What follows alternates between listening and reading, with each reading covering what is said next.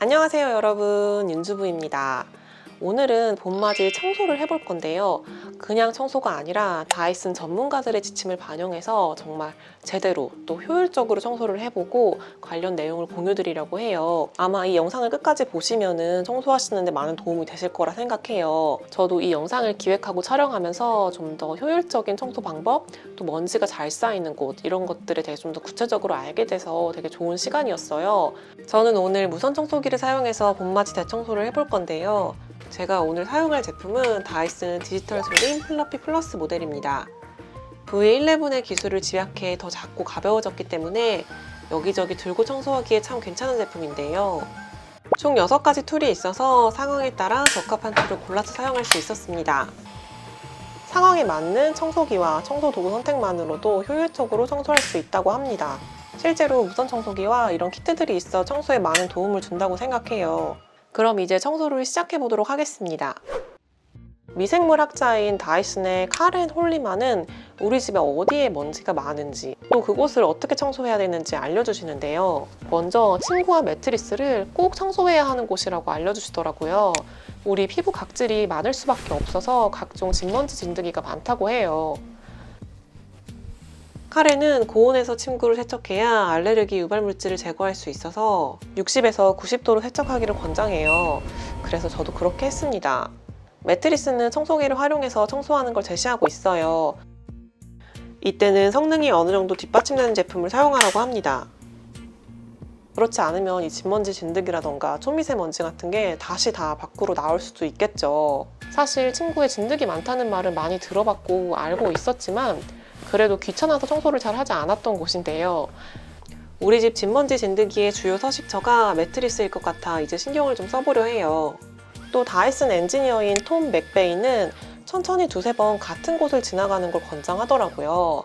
특히 매트리스는 부스터 모드를 흡입해야 먼지 제거가 가능하게 설계되었다고 해서 이렇게 두세 번 정도 동선이 반복되도록 부스터 모드로 청소를 해주었습니다. 소파에도 우리 몸에서 떨어진 각질들이 많이 있을 수 있다고 해서 주기적으로 청소해주는 걸 권장하고 있고요. 오히려 마루는 맨날 청소하는데 저 같은 경우 소파는 한 달에 한두 번 닦는 게 전부거든요. 조금 더 신경 쓰는 게 좋을 것 같아요. 이렇게 매트리스 툴을 사용해서 청소를 해줬는데요. 소파도 상하지 않으면서 쉽게 청소할 수 있어서 괜찮았어요. 의자도 사실 잘 닦지 않았는데 식탁 의자는 잘 보니 음식물도 많이 튀어 있고 방치하면 곰팡이가 생길 수 있겠더라고요.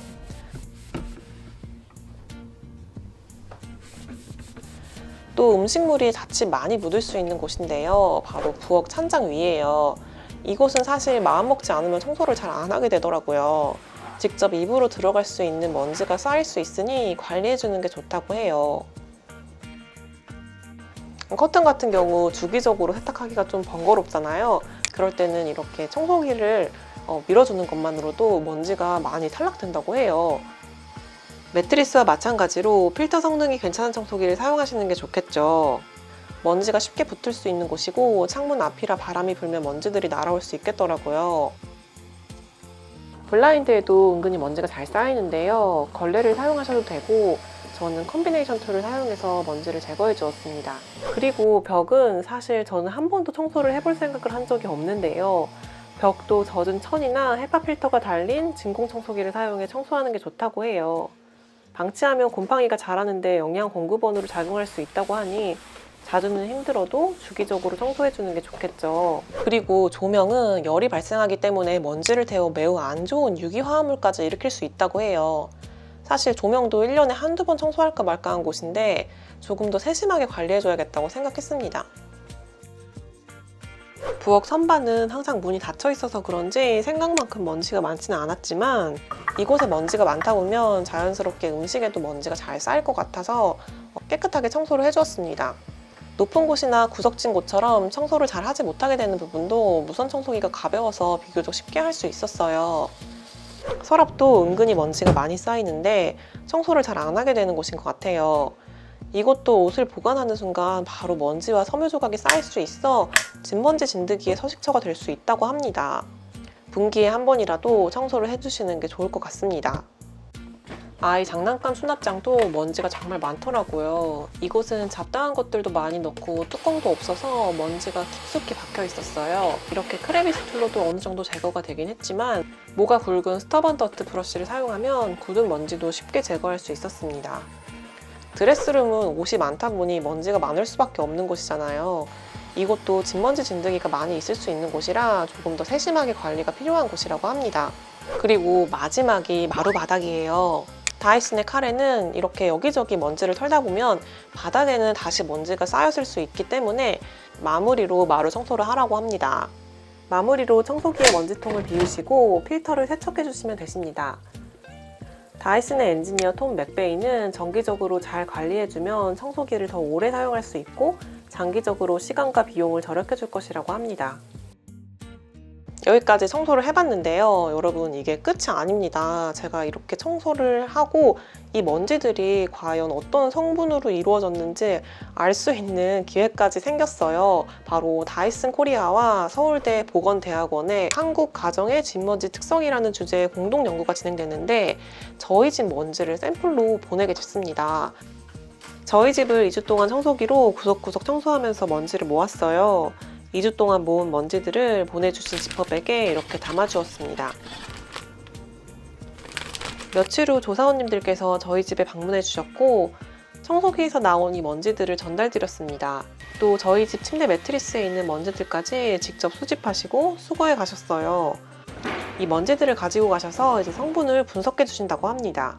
그래서 여기에 박테리아나 곰팡이 같은 생물학적 인자들이 많이 있는지 아니면 중금속 같은 화학적 인자가 많은지 이제 분석해주고 농도도 알려주신다고 해요. 결과가 나온 데는 조금 시간이 걸려서 기다려야 하는데 조금 두렵기는 하지만 결과가 나오는 대로 여러분들께 알려드리도록 하겠습니다. 여기까지 청소를 해봤는데요. 저는 이번 영상을 찍고 나서 청소에 대해 조금 배운 것 같았어요.